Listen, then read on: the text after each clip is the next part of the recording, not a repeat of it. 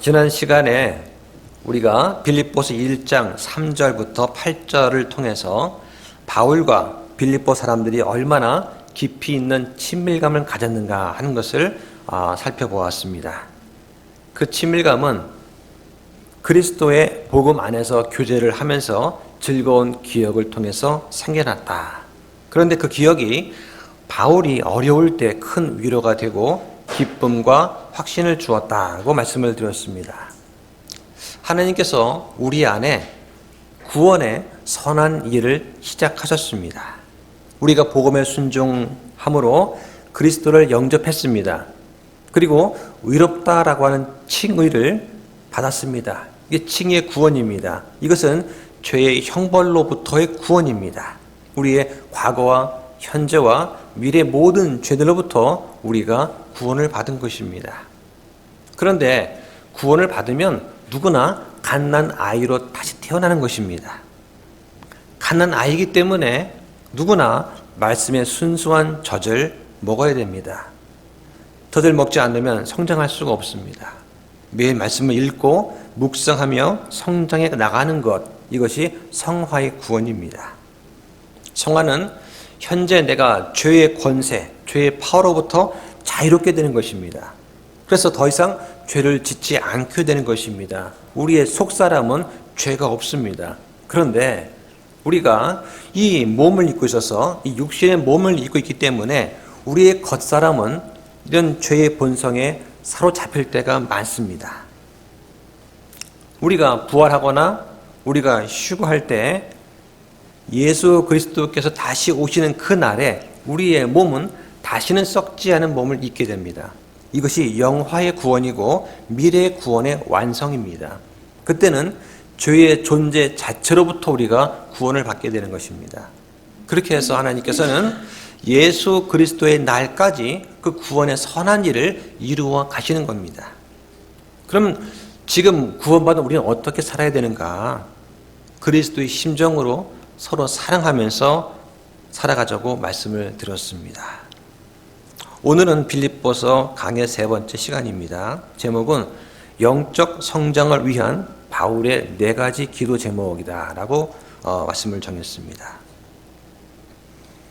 바울은 여러 편지에서처럼 편지를 읽는 수신자들을 위한 기도와 함께 인사와 감사의 말을 전합니다. 이 바울은 항상 다른 사람들을 위해서 기도를 했습니다. 그 바람은 그 성도들이 충만한 삶을 사는 것이었습니다. 겉은 번지르르하고 있어 보이지만 실상 속은 텅 빈 그리스도인이라면 이것은 비극일 것입니다. 바울은 사랑과 분별력을 가지고 기도를 했습니다. 그래서 오늘 1장 9절부터 11절까지 빌립보 교회에 있는 사람들이 영적으로 성장하기를 바라면서 바울이 4가지를 마음에 두고 기도하고 있습니다. 9절 한번 같이 보겠습니다. 내가 이것을 기도하노니 곧 너희의 사랑이 또한 지식과 모든 판단에 더욱더 풍성해져서라고 했습니다. 첫 번째 기도 제목은 그들의 사랑이 풍성해지는 것입니다. 9절에 더욱더 풍성해져서라고 했습니다.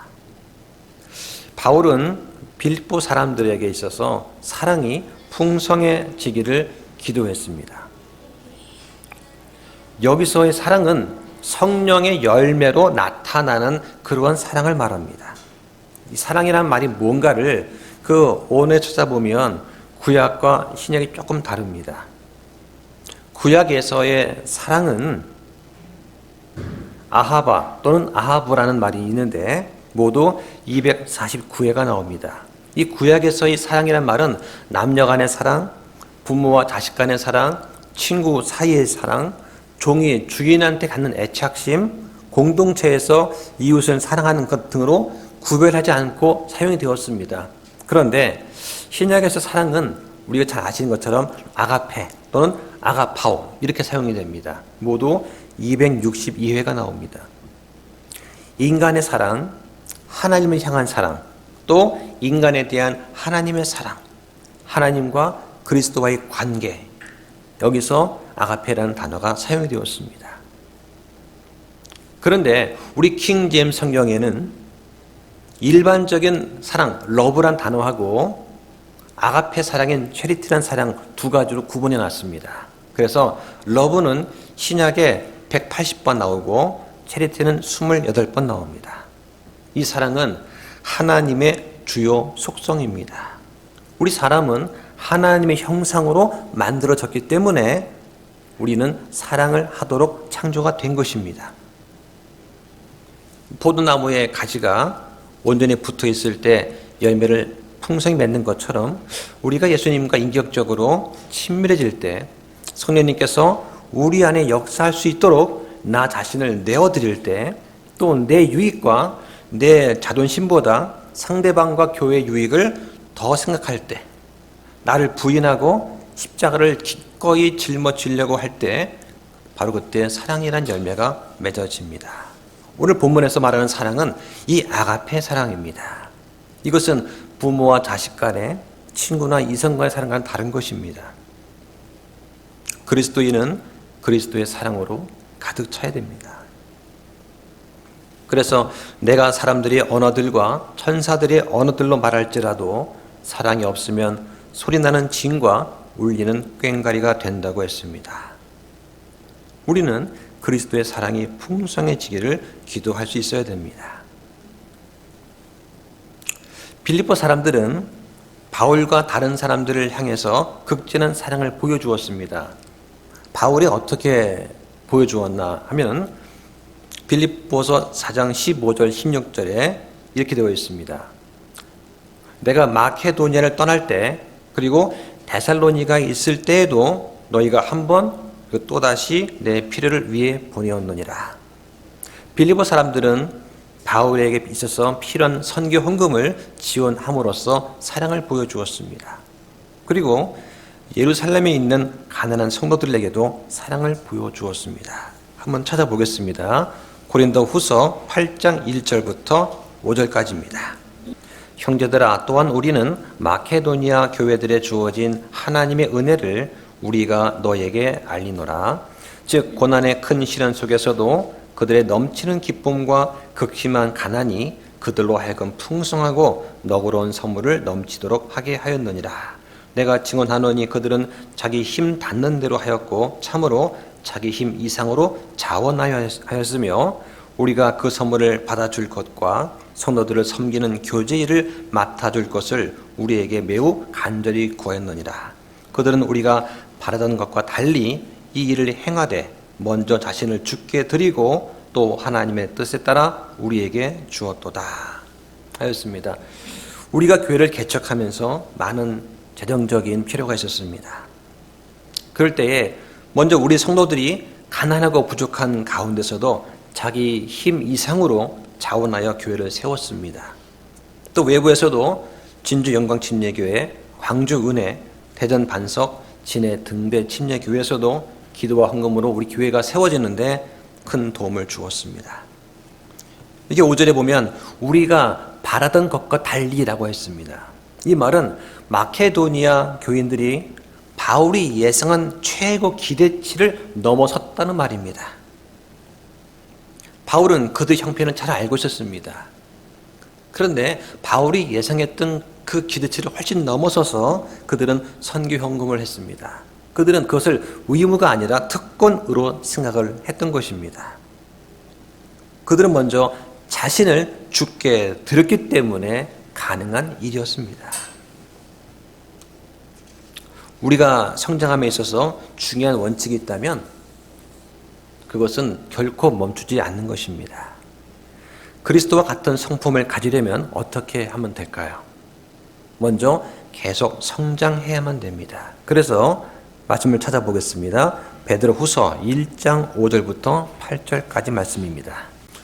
1장 5절에 이것과 더불어 열심을 다하여 너희 믿음의 덕의 지식을 이라고 했습니다.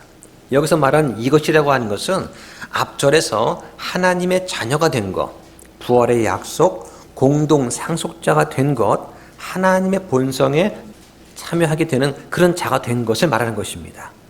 여기서 말하는 덕이라고 하는 것은 경건한 삶을 말하는 것이에요. 지식은 분별하는 것입니다. 6절에 지식의 절제 인내의 하나님의 성품을이라고 했습니다. 절제라고 하는 것은 조절하는 것입니다. 인내는 수고해야 얻을 수 있는 거죠. 하나님의 성품은 우리가 하나님의 성품을 닮아가는 것을 말하는 것입니다. 그래서 믿음과 덕과 지식과 절제와 인내와 하나님의 성품, 이런 것들은 우리 안에 먼저 하나님의 본성이 있기 때문에 이룰 수 있는 것입니다. 7절에서 하나님 성품의 형제 친절을 그 친절에 사랑을 더하라 라고 했습니다. 이 형제 친절은 초대교회에서 특히 강조한 것입니다. 이때 당시는 로마 황제의 박해를 피해서 피난 온 형제들이 많았습니다. 박해를 피하다 보니 몸만 달랑 빠져나온 사람들이 많았던 것이죠. 그래서 형제의 친절을 강조하고 있는 것입니다. 여기서 말하는 사랑 역시 아가페 사랑을 말합니다. 그래서 8절에 이것들이 너희 안에 있어 풍성하면 그것들이 너희가 우리 주 예수 그리스도를 아는 것에 빈약하거나 열매를 맺지 못하는 자가 되지 아니하게 하리라고 하였습니다. 우리는 이렇게 살아가는 방법을 이미 배웠습니다. 누구한테 배웠습니까? 바로 하나님 아버지로부터 배웠습니다. 우리가 사랑할 줄 몰라서 사랑하지 않는 것은 아닙니다. 다만 사랑하는데 익숙하지 않기 때문에 잘 못할 수는 있어요. 그래서 마음에만 담아두지 말고 표현할 수 있어야만 됩니다. 찾아보겠습니다. 데살로니가 전서 4장 9절과 10절입니다. 그러나 형제의 사랑에 관하여는 내가 너에게 쓸 필요가 없나니 이는 서로 사랑할 것을 너희 자신이 하나님에게서 가르침을 받았기 때문이라. 10절에 참으로 너희가 온 마케도니아에 있는 모든 형제들을 향해 그 일을 행하고 있으나 형제들아 우리가 너에게 간청하노니 너는 더욱더 많이 하라고 하였습니다. 바울은 그 사랑이 더욱더 풍성해지기를 기도합니다. 그러면 어떤 면에서 풍성해져야 될까요? 바로 오늘 본문에 나와 있는 지식과 모든 판단에서 풍성해지기를 원합니다. 여기서 말하는 지식은 지식이 있는 사랑을 말하는 것입니다. 감정적인 사랑, 막연한 사랑이 아니라 그리스도인들이 하나님의 말씀을 들을 때 얻어지는 그러한 지식의 사랑을 말하는 것입니다. 여기 보면 판단이 나옵니다. 우리는 판단 그러면은 부정적인 생각하기 쉬운데 여기서 말하는 판단은 통찰력과 분별력을 말하는 것입니다. 그래서 통찰력이 있고 분별력이 있는 사랑을 하라는 것입니다. 우리는 말씀을 통해서 얻은 그 사랑의 지식을 효과적으로 적용하기 위해서 지혜를 사용합니다. 이 지혜는 어떻게 얻을 수 있겠습니까? 기도를 통해서 얻을 수가 있습니다. 찾아보겠습니다. 야고보서 1장 5절과 잠언 2장 3절로 6절입니다.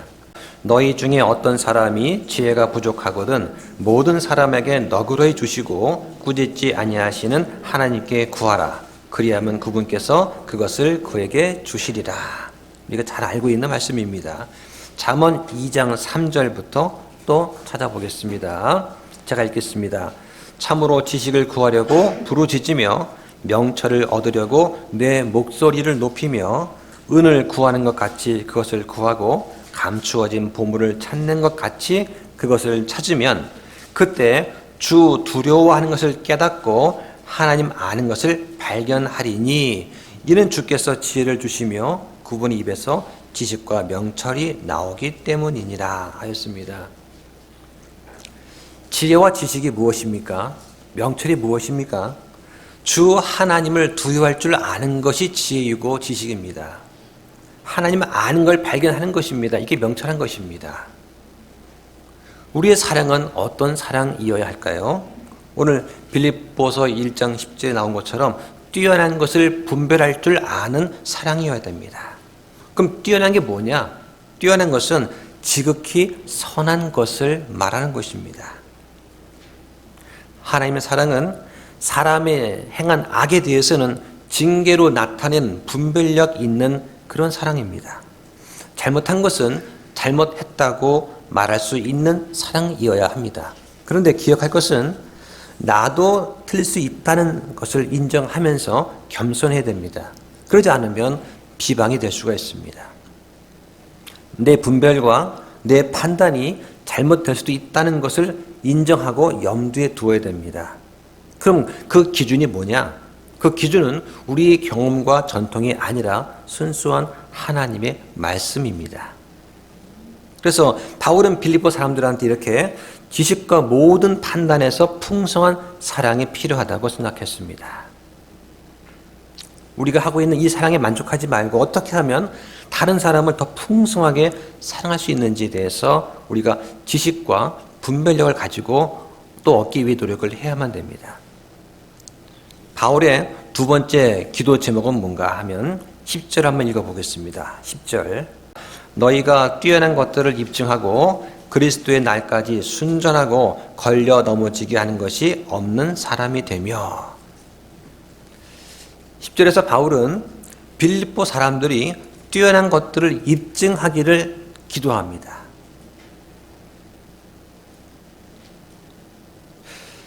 사랑이 더욱더 풍성해져야만 하는 이유는 무엇일까요? 바울은 지금 왜 우리가 풍성히 사랑해야 되는지를 설명하려고 합니다. 바로 뛰어난 것들을 입증하기 위한 것입니다. 여기서 말하는 뛰어난 것이라고 하는 것은 정말로 중요한 것, 선한 것을 말하는 것입니다. 로마서 2장 18절에 율법에서 가르침을 받아 그분의 뜻을 알며 훨씬 더 뛰어난 것들을 입증하고 라고 하였습니다. 유대인들은 율법에 대한 지식을 자랑했습니다. 그 지식의 근거에서 뛰어난 것, 지극히 선한 것, 이것하고 악한 것을 결정할 수 있다고 생각했습니다.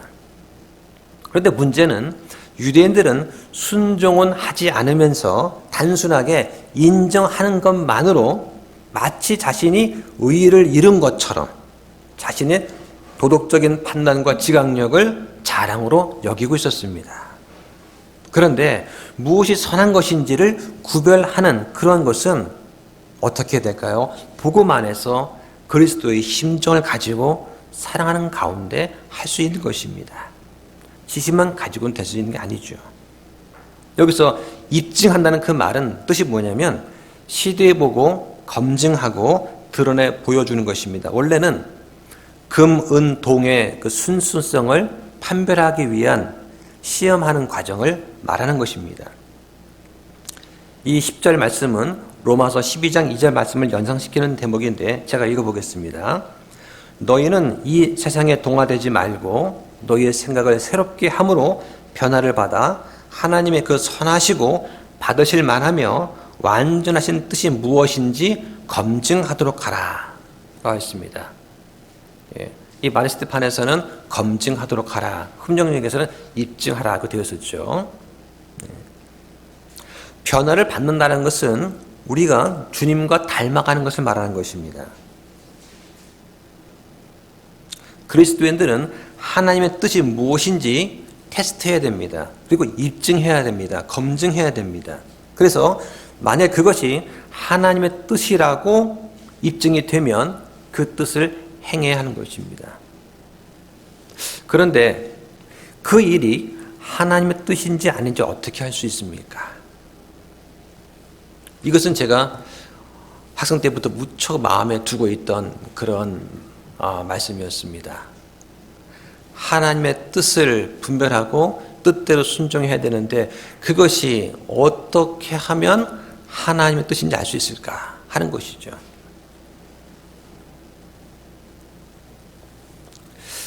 제가 대학생 때 승역 공부하면서 우리 그 제자훈련 반이 있었어요.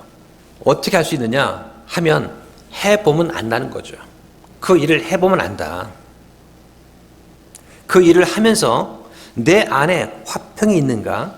그 일을 하면서 내가 다른 사람을 세우고 성장케 하는가? 하는 것입니다. 그 일은 해보지 않고는 알 수가 없는 것입니다. 이전에 제가 함께 공부하던 그 형제 자매들이 지금은 다 목사가 되고 다 선교사가 되었습니다. 근데 그때 벌써 30년 전인데요. 그때 그 형제 자매들이 하는 말이 있었습니다. 내가 이 일을 하려고 하는데 이게 하나님의 뜻인지 어떻게 알 수 있을까? 어떻게 알 수 있지? 하는 거죠. 그래서 어떤 형제가 그 길을 가지 않고 자기가 가고 싶은 길을 가 보았습니다. 그랬더니 마음에 화평이 없더라는 것이죠. 계속 마음속에서는 하나님의 부르심을 느꼈던 것입니다. 그 다시 신학을 공부하고 그리고 목회의 길을 갔습니다. 그랬더니 마음에 화평이 있고 주변 성도들이 격려를 해주고 다른 사람과 화평한 가운데 그 일이 형통이 되었습니다. 그래서 확신을 하는 것이죠. 이것이 하나님의 뜻이구나. 첫째는 말씀에 비추어서 그것이 옳은 일인지 하나님을 기쁘시게 하는 것인지를 판단하는 것입니다.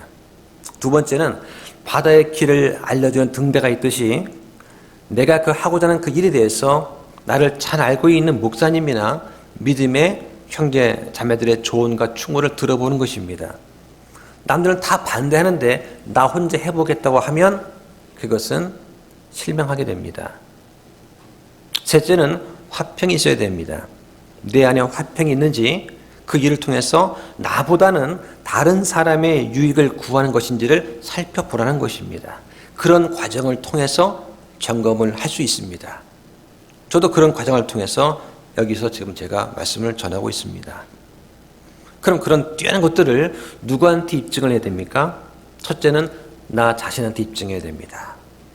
더 나아가서는 다른 사람들한테 하나님의 뜻대로 사는 것이 최선이라는 것을 입증을 해야 됩니다. 말씀을 찾아보겠습니다. 베드로전서 2장 11절, 12절, 15절을 보겠습니다. 극진히 사랑하는 자들아 내가 나그네와 순례자인 너에게 간청하노니 혼을 대적하여 싸우는 육체의 정욕들을 삼가라. 이방인들 가운데서 너희 행실을 정직하게 하라. 이것은 그들이 너희더러 악을 행하는 자라고 비방하다가도 자기들이 바라볼 너희의 선한 행위들로 인해 주께서 찾아오시는 그날에 하나님께 영광을 돌리게 하려 함이라. 여기서 주께서 찾아오시는 그날은 재림의 날입니다.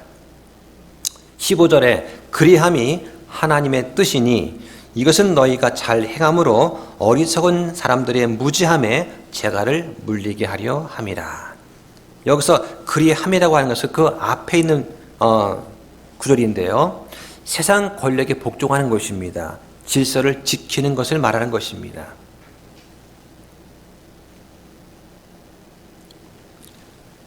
어떤 분이 저한테 이런 질문을 하셨습니다.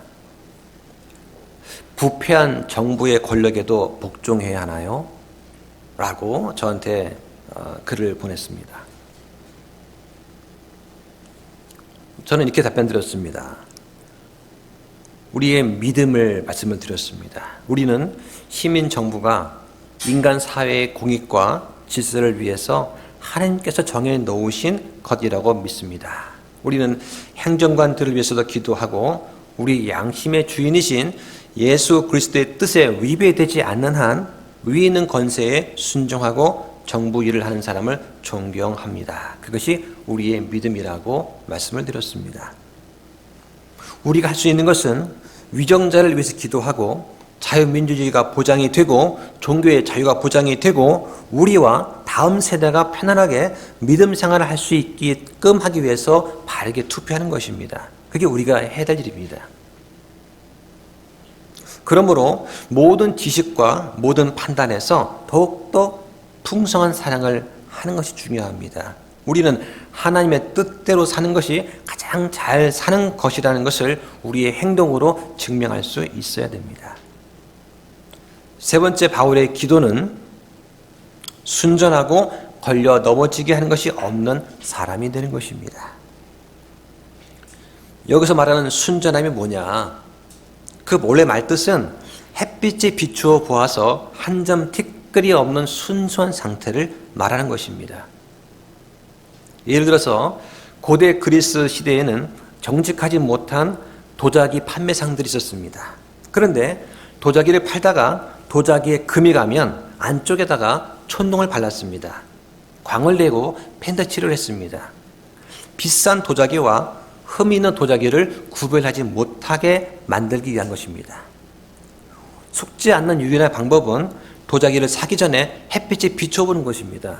그래서 갈라진 틈이 있나 없나 살펴보는 것이죠. 이것이 순전함의 첫 번째 뜻입니다. 순전함의 두 번째 뜻은 하나님과 사람에 대해서 완전히 열려 있는 것, 오픈되어 있는 것입니다.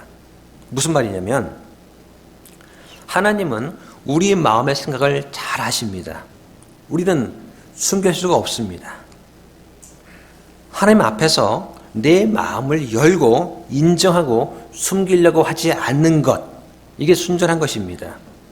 다른 사람 앞에서도 위선과 가식으로 나를 포장하지 않는 것입니다. 내 양심에 거리는 일을 하지 않는 것, 이것이 순전한 것입니다. 물론 우리는 완전하지 못합니다. 그래서 예수님께서 다시 오셔서 우리가 부활하기 전까지는 우리는 불완전합니다. 육체도 생각도 행위도 불완전합니다. 살아가면서 많은 허물이 있습니다. 하지만 그것을 인위적으로 위장하고 포장해서 위선자가 되지 말라는 뜻입니다. 또한 걸려 넘어지게 하는 것, 즉 실족거리가 되지 않는 것, 이것을 말하고 있습니다. 다른 사람이 나 때문에 걸려 넘어지게 만들 수 있는 그 기회 자체를 제공하지 않는 것, 이것이 실족해 하지 않는 것입니다. 이전 성경에는 실족이라는 말이 있었지만 지금은 그 실족이라는 말을 다 바꿔놨습니다. 걸려 넘어지게 하는 것으로 바꿔놨습니다. 원래 그것이 더 정확한 성경적인 해석입니다. 유대교에서 기독교로 개종했으면 다시 유대교로 돌아가지 말아야 됩니다. 그것은 하나님을 떠나는 행위입니다. 우리가 장로교회에서, 감리교회에서, 성공회에서 침례교로 왔으면 그런 장로나 감리나 성공회나 천주교회 그런 전통은 교리는 버려야 됩니다. 신약교회에 왔으면 이전 교회에서 배웠던 잘못된 것들은 과감히 버리고 새롭게 배워야 됩니다. 그 배우기 위해서 우리가 성경을 가르치고 또 오전에 성경 공부를 하는 것입니다. 내가 전에 있었던 교회는 이렇게 했는데 이렇게 하면 좋던데 교회에서 방언 기도하면 안 되나요? 통성기도 좋던데 하면서 전에 있었던 경험과 전에 있었던 것들을 얘기하게 되면 그 교회 안에 있는 믿음이 연약한 지체한테 걸려 넘어지게 하는 것이 됩니다.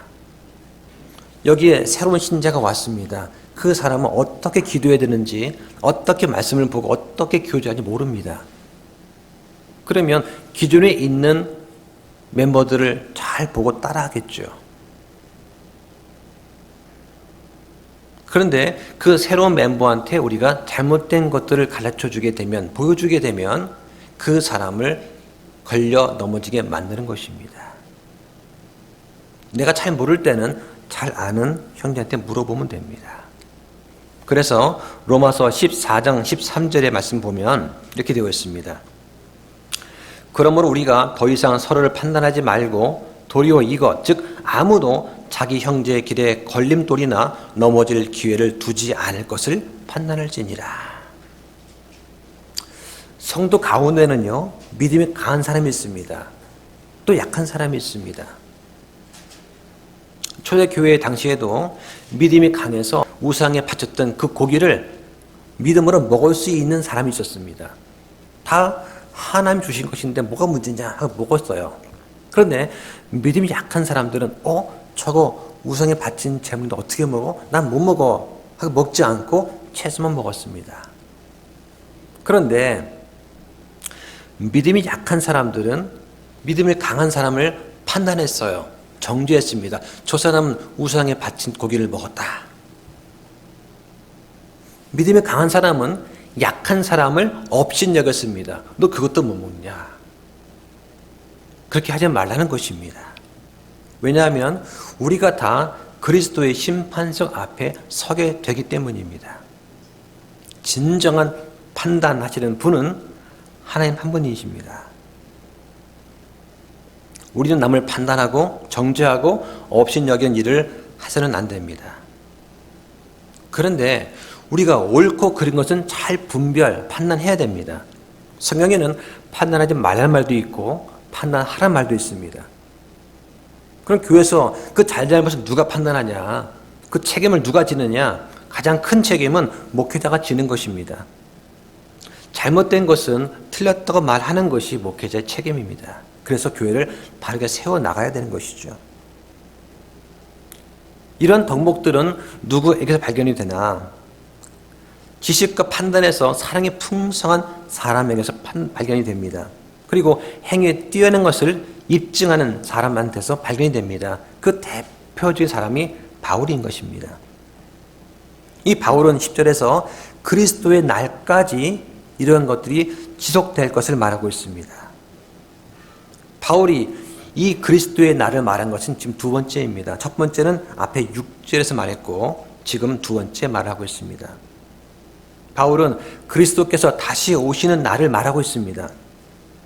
이 날은 어떤 사람들한테는 멸망의 날이지만 우리 성도한테는 영광스러운 날입니다. 한번 찾아보겠습니다. 데살로니가 후서 1장 7절부터 12절입니다. 기니까 10절부터 보겠습니다. 10절부터 12절까지 제가 읽어보겠습니다. 그날에 그분께서 오셔서 자신의 성도들 가운데서 영광을 받으시고 믿는 모든 자들 가운데서 칭송을 받으시리니 이는 너희가 우리의 증언을 너희 가운데서 믿었기 때문이라. 그러므로 우리도 항상 너희를 위하여 기도하되 우리 하나님께서 너희를 이 부르심이 합당한 자로 여기실 것과 자신의 선하심의 모든 선한 기쁨을 성취하시고 믿음의 일을 권능으로 성취하실 것을 기도하노니 이것은 우리 하나님과 주 예수 그리스도의 은혜에 따라 우리 주 예수 그리스도의 이름이 너희 안에서 영광을 받으시고 너희가 그분 안에서 영광을 받게 하려 함이라 고 했습니다. 바울은 그리스도의 날까지 순전하고 걸려 넘어지게 하는 것이 없는 사람이 되는 것을 기도하면서 왕국에서 그런 죄들을 지은 사람들한테 일어날 일을 염두에 두고 있습니다. 그러면 다른 사람을 실족시킨 사람은 어떻게 되냐? 마태복음 13장 41절 43절에 보시면 이렇게 되어 있습니다. 사람의 아들이 자기 천사들을 보낼 터인데 그들이 걸려 넘어지게 하는 모든 것들과 불법을 행하는 자들을 그의 왕국에서 모아 불타는 용광로 속에 던지리니 거기서 통곡하며 이를 갈미 있으리라. 그때에 의로운 자들은 자기들의 아버지 왕국에서 해같이 빛나리라. 들을 귀 있는 자는 들을지어다 하였습니다. 여기서 걸려 넘어지게 하는 것, 즉 실족해 하는 것, 이것은 실족이라는 말은 신약에 15번 나옵니다. 실족한다는 뜻을 크게 두 가지로 나눈다면 첫 번째는 다른 사람을 걸려 넘어지게 하는 장애물, 올무, 함정, 걸림돌의 뜻이 있습니다. 또 한 가지는 다른 사람을 죄짓게 만드는 것입니다. 시험에 들게 해서 믿음을 저버리게 하는 것입니다.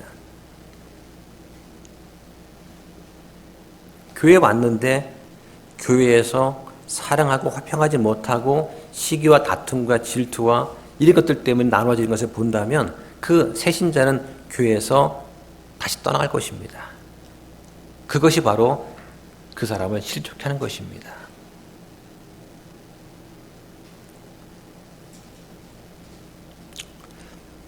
바울의 네 번째 기도 제목을 보겠습니다. 11절 같이 보겠습니다. 빌립보서 1장 11절입니다. 같이 읽습니다. 시작. 예수 그리스도로 말미암은 의의 열매들로 가득하여 하나님의 영광과 찬양이 되기를 구하노라.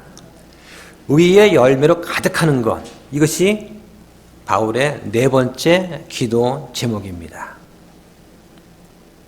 11절은 오늘 본문의 결론입니다. 9절에 보면 지식과 모든 판단에서 사랑의 풍성해지라고 했습니다. 이건 아는 것을 말하는 것입니다. 지적인 것이죠. 10절에 보면 뛰어난 것들을 입증하라고 했습니다. 이것은 행동하는 것입니다. 그리고 순전하고 걸려 넘어지게 하는 것이 없는 사람이 되는 것, 이것은 성화 과정을 말합니다. 마치 계단처럼 한 단계 한 단계 점진적으로 단계를 밟는 듯한 말씀을 하고 있습니다. 그럼 이런 의의 열매는 어떻게 얻을 수 있느냐? 바로 예수 그리스도에 의해서 얻을 수가 있습니다. 그분의 이름을 믿는 자들에게는 다 하나님의 아들들이 되는 권능을 주셨다고 말씀합니다. 그리스도인은 하나님의 자녀입니다. 자녀는 하나님의 자녀다운 삶을 살아야 됩니다. 그 삶은 의의 열매를 맺는 삶입니다. 열매는 내적인 것도 있고 외적인 열매도 있습니다. 그 외적인 열매는 바로 성령의 9가지 열매입니다. 갈라디아서 5장 22절에 보면 성령의 열매는 사랑과 기쁨과 화평과 오래 참음과 부드러움과 선함과 믿음과 온유와 절제라고 하였습니다. 포도송이를 보면 전체가 풍성하거나 전체가 빈약한 것은 있어도 위에는 풍성하고 아래는 빈약한 그런 것은 없습니다. 제가 작년 여름에 우리 성자매님 댁에 가서 포도를 땄습니다. 처음 포도를 땄어요. 예. 그림책에서만 보다가 봤는데 시장에 나와 있는 포도는 예쁘게 되어 있더라고요. 근데 실제 포도나무 보니까 포도가 엄청나게 주렁주렁 열렸습니다. 내가 자세히 살펴봤습니다. 그런데 보니까 그 포도송이에 이쪽 부분은 아주 크고 알차고 이쪽 부분은 작고 빈약한 그런 것은 없더라는 것이죠. 우리의 성령 열매 똑같습니다. 사랑과 기쁨의 열매는 이렇게 큰데 온유와 절제는 이렇게 작은 그런 경우는 없습니다. 우리가 포도나무인 예수님께 온전히 붙어 있으면 전체적으로 풍성한 열매를 맺는 것이지 어떤 것은 작고 어떤 것은 클 수가 없습니다. 만약 그렇다면 그것은 내 자신을 하나님께 온전히 내어 맡기고 포도나무 예수님께 찰싹 달라붙지 않았기 때문입니다. 그리스도인들은 이 일을 위해서 부르심을 받았습니다. 우리는 그리스도를 의지함으로써만 열매를 맺을 수가 있습니다. 참 포도나무이신 그 원줄기인 그리스도를 떠나서는 선한 열매를 맺을 수가 없습니다. 그래서 우리는 성령 열매를 맺기 위해서 기도를 해야 합니다. 이 기도를 통해서 더욱더 그리스도께 찰싹 달라붙어 있어야만 됩니다. 예수님이 없으면 우리는 참된 사랑이 무엇인지 알 수가 없습니다. 예수님이 없으면 우리는 뛰어난 것을 입증할 만한 능력을 갖지 못하게 됩니다. 예수님 때문에 우리에게 의의 열매가 가득하면 그것이 하나님께 영광과 찬양이 된다고 했습니다. 인간 존재의 가장 큰 목적은 하나님을 영화롭게 하는 것입니다. 하나님께 영광과 찬송을 돌리는 것, 이것이 본문 10절에 나오는 뛰어난 것입니다. 지극히 선한 것입니다. 그래서 우리는 먹든지 마시든지 무엇을 하든지 하나님의 영광을 위해서 해야 하는 것입니다. 그것이 우리 삶의 기준이고 최대 관심사가 되어야 됩니다. 하나님의 영광을 위해서라면, 그리스도를 위해서라면 어느 정도의 고난과 손해도 기쁘게 감수할 수 있어야 됩니다.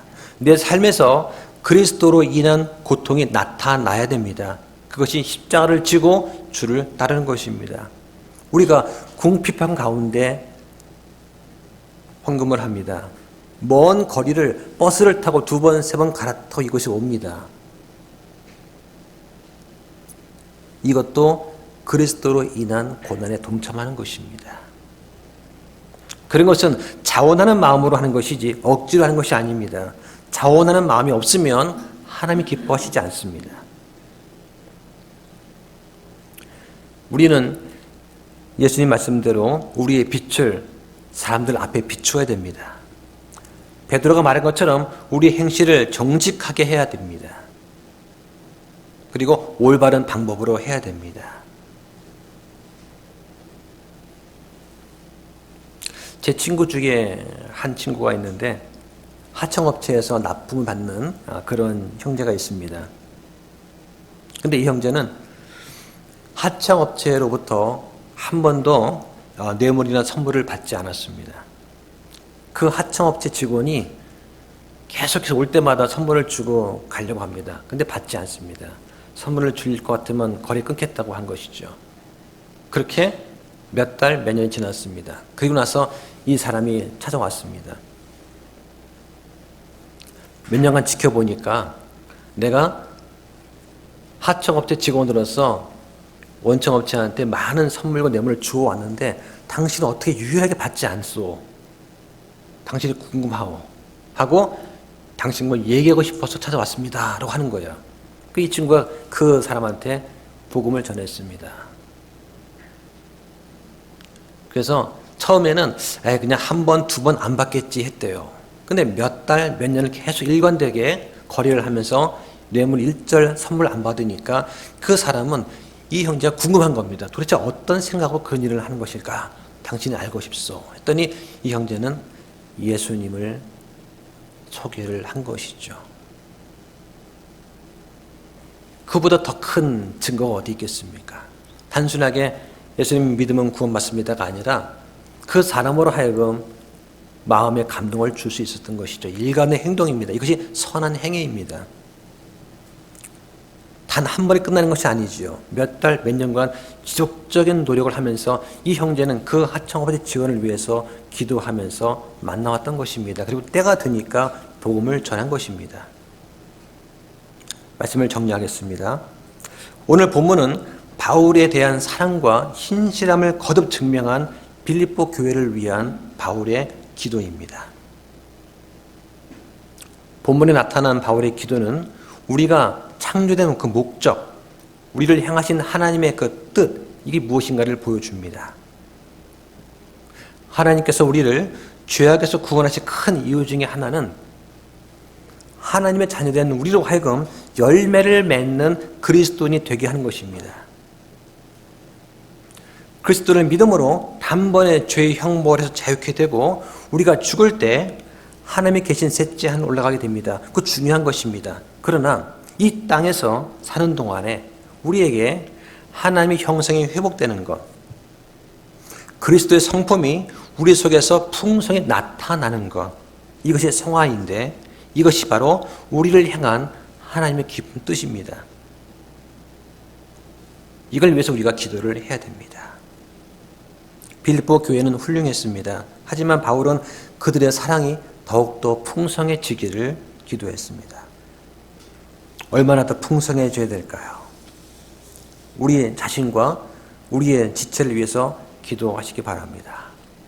말씀의 지식과 모든 분별에 있어서 사랑이 풍성해지고 뛰어난 것들을 입증하며 그리스도의 날까지 순전하고 실족 거리가 없는 사람, 남을 걸려 넘어지게 하지 않는 사람, 예수님으로 인해서 의의 열매가 풍성하게 맺어지는 그런 삶이 되시기를 예수님 이름으로 축원합니다.